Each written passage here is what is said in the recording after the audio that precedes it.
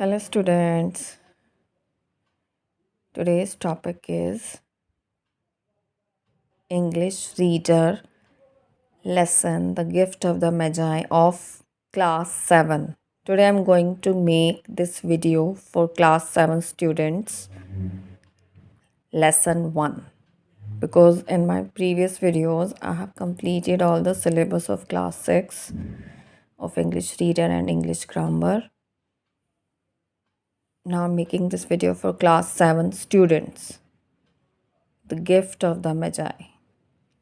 The Gift of the Magi is a very famous short story written by American writer O. Henry. It is a story about a poverty-stricken young couple who face a difficult situation when they secretly buy gifts for each other with very little money. Gift of Magi बहुत ही प्रसिद्ध एक story है जिसे American writer O Henry ने लिखा है। ये कहानी है एक यंग कपल की जो गरीबी में रहकर बहुत ही मुश्किल हालात का सामना कर रहे थे और उन्होंने उसी दौरान किस तरह थोड़े से पैसों से एक दूसरे के लिए गिफ्ट खरीदा। What is the special about the gifts? उन दोनों ने जो एक दूसरे के लिए उपहार खरीदे उनमें क्या स्पेशल बात थी? Are they truly priceless? क्या वो वास्तव में इतने बेशकीमती थे? Let us find out. हम इस स्टोरी को पढ़कर उसके बारे में पता करेंगे। $1.87, $1.87। That was all.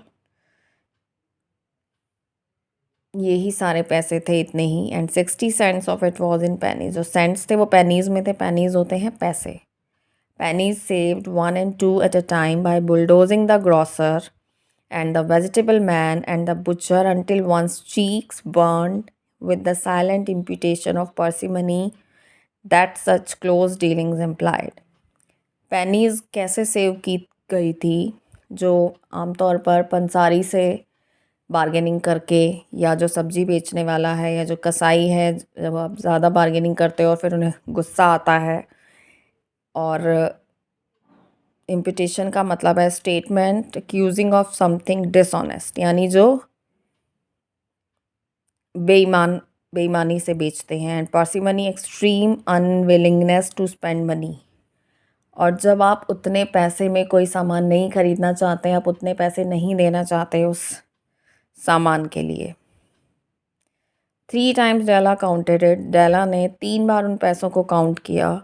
$1.87 and the next day would be Christmas. $1.87 थे और अगले दिन क्रिसमस था। There was clearly nothing that Della could do to add to this amount to translate a dream into action.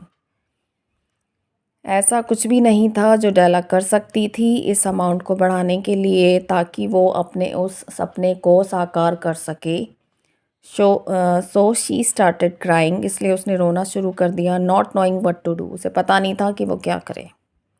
Della finished her cry and attended to her cheeks with the powder rag. She stood by the window and looked out dully at a grey cat. Della ने अपना रोना बंद किया और जो उसके गाल थे उन पर थोड़ा पाउडर लगाया और वो विंडो के पास जाके खड़ी हो गई और वहाँ से बाहर देखने लगी।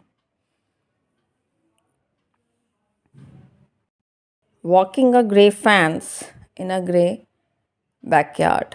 वहाँ पे एक बिल्ली थी जो ब्राउन कलर का फेंसिंग, यानी जो घेरा था, वहाँ बैकयार्ड में चल रही थी, वहाँ से जा रही थी। Tomorrow would be Christmas day. कल क्रिसमस का दिन होगा। And she had only $1.87 with which to buy Jim a present. Jim उसका हस्बैंड था, उसके लिए जो गिफ्ट खरीदना वो चाहती थी, उसके लिए सिर्फ उसके पास $1.87 थे। She had bin saving every penny she could for months. वो कई महीनों से एक एक पैसा बचा रही थी और उसका रिज़ल्ट ये था। $20 a week doesn't go far। $20 एक हफ्ते के बहुत ज़्यादा जो पैसे वो नहीं थे। Expenses had been greater than she had calculated. जो खर्चे थे वो उसके अनुमान से ज़्यादा थे, जितना उसने अनुमान लगाया था, जितना उसने कैलकुलेट किया था। They always are. वो हमेशा होते हैं। She had only $1.87 to buy a present for Jim. उसके पास $1.87 थे जिम के लिए, प्रेजेंट खरीदने के लिए। और Jim many a happy hour she had spent planning for something nice for him. उसने बहुत से जो घंटे थे वो बिताए थे प्लानिंग करने में कि वो जिम के लिए क्रिसमस पर बहुत शानदार गिफ्ट खरीदेगी, something fine and rare and sterling. Sterling का मतलब है जेन्युइन, कुछ बहुत ही अच्छा हो, वो ऐसा गिफ्ट खरीदना चाहती थी। Something little bit near to being worthy of the honour of being on by Jim. वो कुछ ऐसा लेना चाहती थी जो जिम के लिए एक सम्मानजनक गिफ्ट हो। Suddenly an idea struck her mind. तभी अचानक से एक आइडिया उसके दिमाग में आता है। Her eyes were shining brilliantly but her face had lost its colour with in 20 seconds. उसकी जो आंखें थीं वो बहुत तेज़ी से चमक रही थी, लेकिन जो उसका चेहरा था 20 सेकंड के अंदर ही उसका जो कलर था वो गायब हो गया, रंग उड़ गया। Rapidly she pulled down her hair and let it fall to its full length. तेज़ी से उसने जो अपने बाल थे उन्हें खोला और उन्हें नीचे जिस लेंथ तक वो गए उन्हें जाने दिया। Now there were 2 positions of the Jims Dillingham Youngs Jim in which they both took a mighty pride. उनके पास 2 ऐसे पैतृक संपत्ति थी जिनमें उन्हें बहुत गर्व महसूस होता था। One was Jim's gold watch that had been his father's and his grandfather's. एक उसकी गोल्ड वॉच थी जिम की जो उसके दादाजी और उसके पिताजी की थी। द अदर वॉज डेला's हेयर, और दूसरे थे डेला के बाल। हैड कीन of Shiva lived in the flat across the air shaft. Air shaft होता है एक ओपन एरिया जिसके चारों तरफ दीवारें होती हैं बिल्डिंग्स की।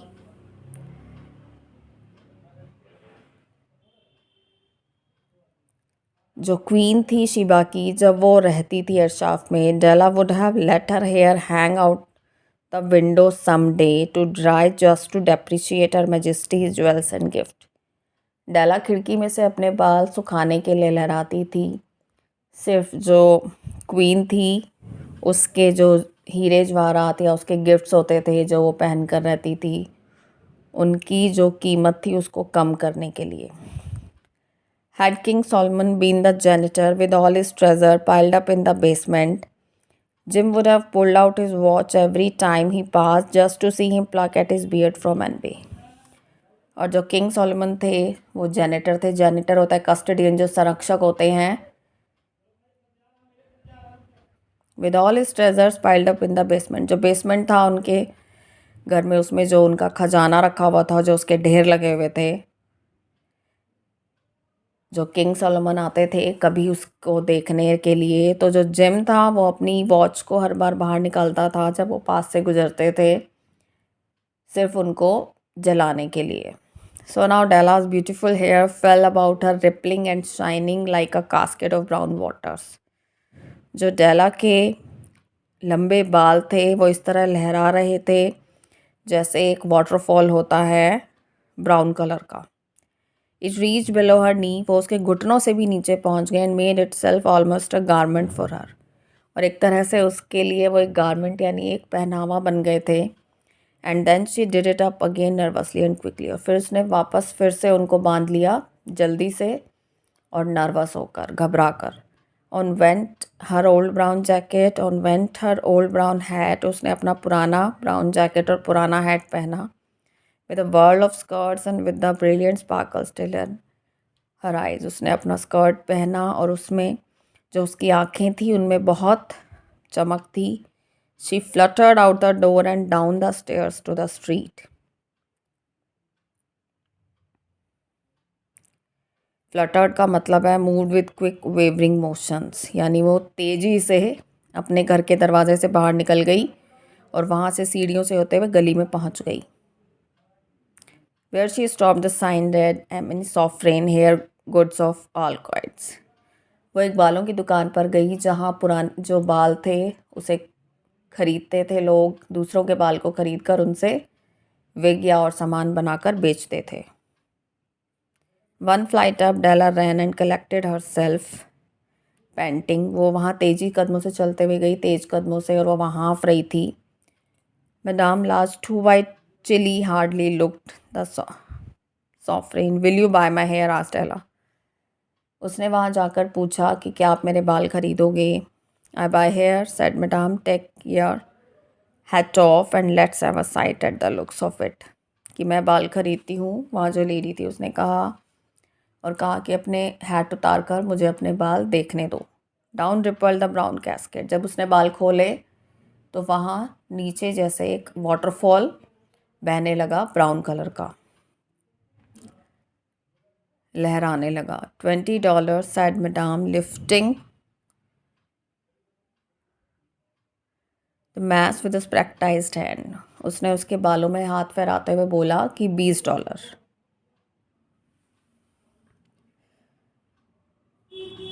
Give it to me quick, said Della. Della ने कहा मुझे जल्दी से दे दो. Oh, and the next 2 hours she was ransacking the stores for Jim's present. Ransacking का मतलब है ढूंढना, और अगले 2 घंटे में वो जिम के लिए प्रेजेंट खरीदने के लिए एक जगह से दूसरी जगह घूम रही थी. She found it at last. उसने लास्ट में, अंत में उसे वो चीज़ मिल गई जो वो लेना चाहती थी. It surely had been made for Jim. ये वास्तव में जिम के लिए बनी थी, and no one else, और किसी के लिए नहीं. There was no other like it in any of the stores. किसी भी स्टोर में जहाँ उसने देखा ऐसी चीज़ उसे नहीं मिली थी. It was a platinum fob chain and chest in design, properly proclaiming its value by substance alone. ये एक प्लैटिनम की फॉब चैन थी. फॉब चैन का, फॉब का मतलब होता है घड़ी में एक चैन अटैच की जाती है ताकि आप अपने वेस्ट कोट में उसको रख सकें, जो बहुत ही सुंदर थी डिज़ाइन में, और उसकी जिस चीज़ से वो बनी हुई थी वो इसे एक तरह से बहुत ज़्यादा इसकी वैल्यू को घोषित कर रहा था. प्रोक्लेम मतलब घोषित करना. It was even worthy of the watch. ये वॉच के लिए बिल्कुल योग्य थी. As soon as she saw it she knew that it must be Jim's. जैसे ही उसने देखा उसे लगा ये जिम के लिए है. It was like him. ये उसकी ही तरह थी. $21 they took from her for it. उन्होंने उससे $22 लिए. And she hurried home with the 87 cents. और 87 सेंट्स जो बच गए थे वो उन्हें लेकर घर आ जाती है. With that chain on his watch, Jim might be properly anxious about the time in any company.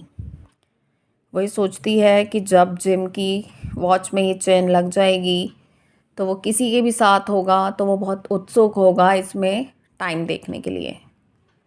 When Della reached home, her intoxication gave way a little to prudence and reason. Intoxication का मतलब है excitement. Prudence का मतलब है skill and good judgement in the use of resources. उसे ये लग रहा था कि उसने एक तरह से उसे एक्साइटमेंट था कि उसने अपने स्किल से एक सही जजमेंट किया था. She got out her curling irons and lighted the gas and went to work repairing the ravages made by generosity added to love. अब जब वो घर आ जाती है छोटे बाल लेकर, तो जो कि बाल कट चुके थे वो उन्हें कर्ल करती है आयरन लेकर,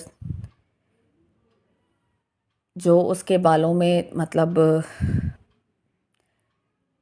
क्षति हुई थी एक तरह से, जो उसकी उदारता की वजह से थी, जो उसने दिखाई थी अपने हस्बैंड के लिए. तो वो उन्हें वापस से ठीक करना चाहती है ताकि जब वो वापस आए और उसे देखे तो उसे देखकर ये एहसास हो कि डेला अभी इन बालों में भी सुंदर लगती है.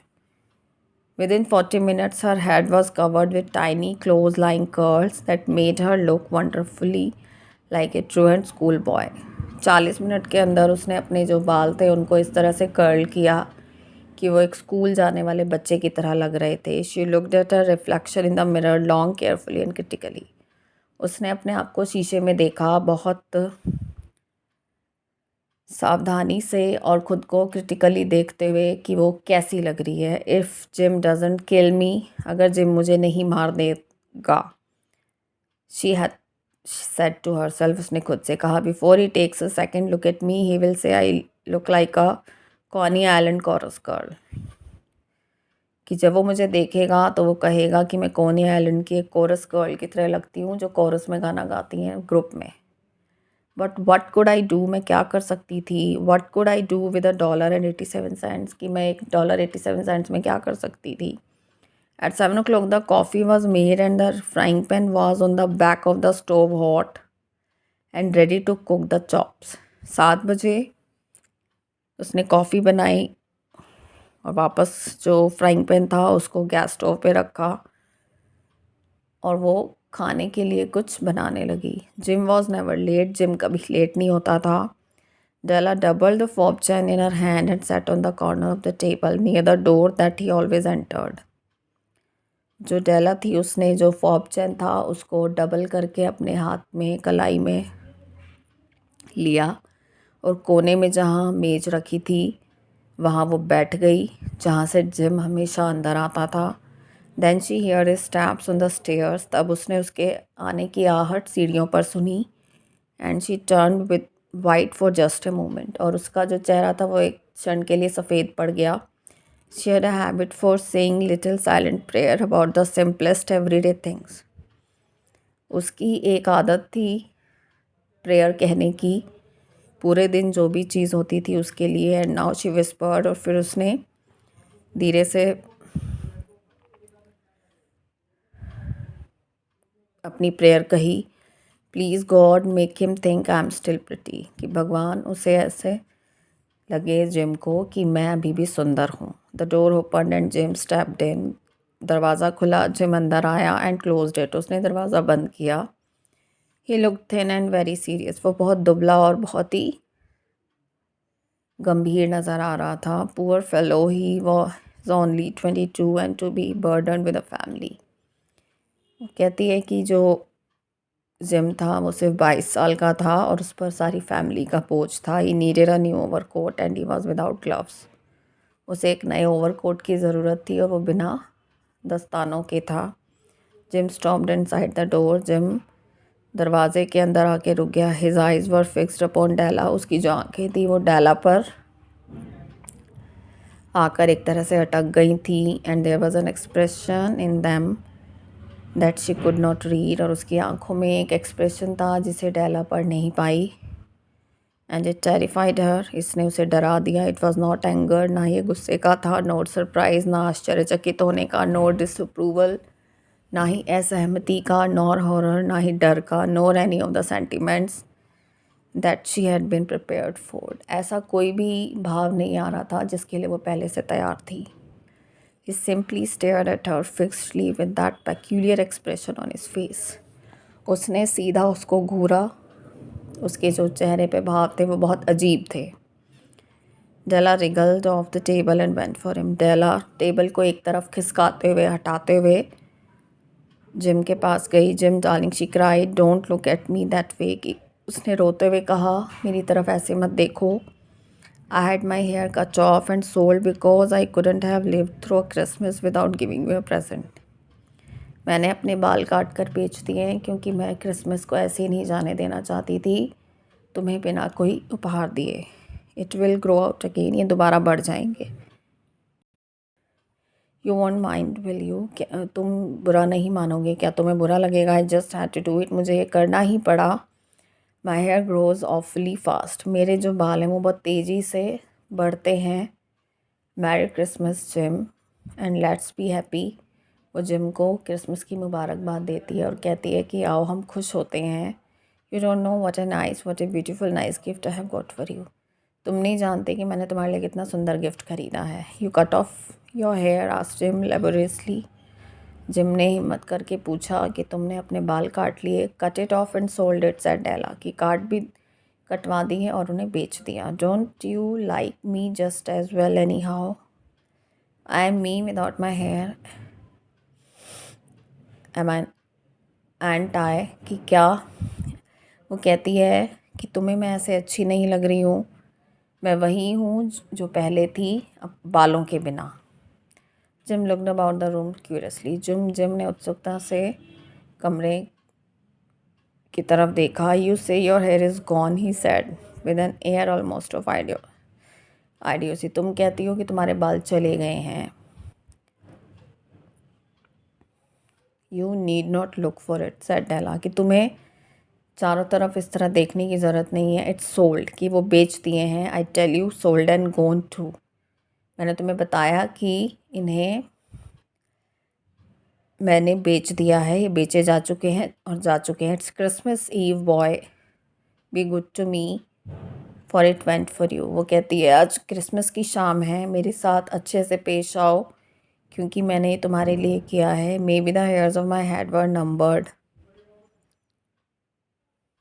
मेरे जो बाल थे वो बहुत ज़्यादा बढ़ गए थे। She went on with sudden serious sweetness, but nobody could ever count my love for you. Shall I put the chops on Jim. वो उसे कहती है कि जो मेरे बाल हैं उन्हें गिना जा सकता था, लेकिन जो मेरा प्यार है उन्हें तुम्हारे लिए गिना नहीं जा सकता। और फिर जो उसने शाम के लिए कॉफ़ी और स्नैक्स बनाए थे वो उनके लिए कहती है कि क्या मैं लेकर आऊँ। Gym drew a package from his overcoat pocket and threw it upon the table। Gym ने अपने ओवरकोट में से जेब से ओवरकोट की एक पैकेट निकाला और उसे मेज पर रख दिया। डोंट मेक एनी मिस्टेक डेला, कि कोई गलती मत करना डेला। ही सेड अबाउट मी, मेरे बारे में गलत मत सोचना। But if you will unwrap that package you may see why you had me going a while at first. कि तुम जब इस पैकेट को खोलोगी तो तुम्हें पता चलेगा कि मैं इस तरह से क्यों व्यवहार कर रहा था। White fingers and nimble tore at the string and paper.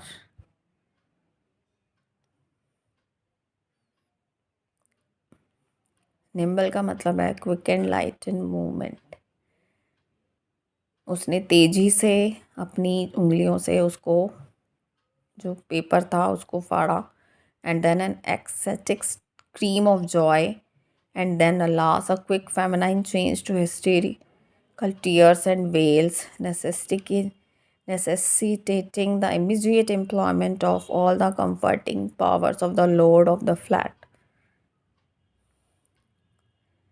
वो जब उस गिफ्ट को खोलती है तो पहले वो खुश होती है और फिर उसे अचानक से चेंज आ जाता है उसके भाव में, और फिर जो उसके जो आंसू हैं वो लुढ़क आते हैं। For there lay the combs, the set of combs that Della had worshipped long in a Broadway window। उसके अंदर एक कॉम्ब या एक जो कहते हैं हेयर पिन का सेट था जिसके लिए डेला बहुत टाइम से एक तरह से मांग रही थी। Beautiful combs, pure tortoise shell with jewel rims. उसमें जो वो ब्यूटीफुल कॉम्ब था प्योर टॉर्टोइस शेल का था, उसमें ज्वेल्स लगे हुए थे। They were expensive combs she knew, and her heart had simply craved and yearned over them without the least hope of possession। वो बहुत ही महंगे थे, वो जानती थी, और वो बहुत समय से उन्हें ख़रीदना चाहती थी।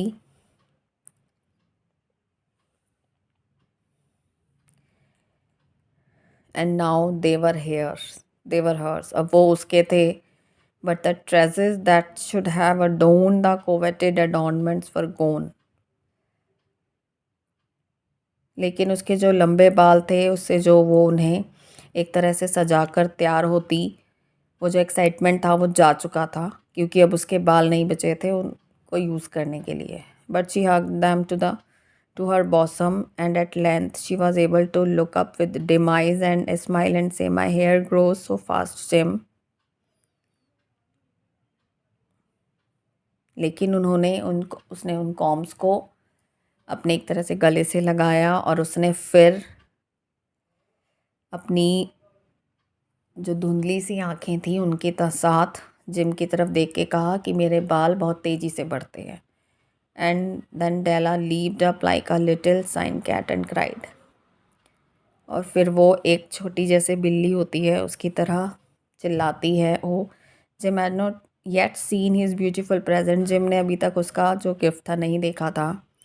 She held it out to him eagerly upon her open palm. उसने उसे उत्सुकता से निकाल कर उसकी हथेली पर रख दिया।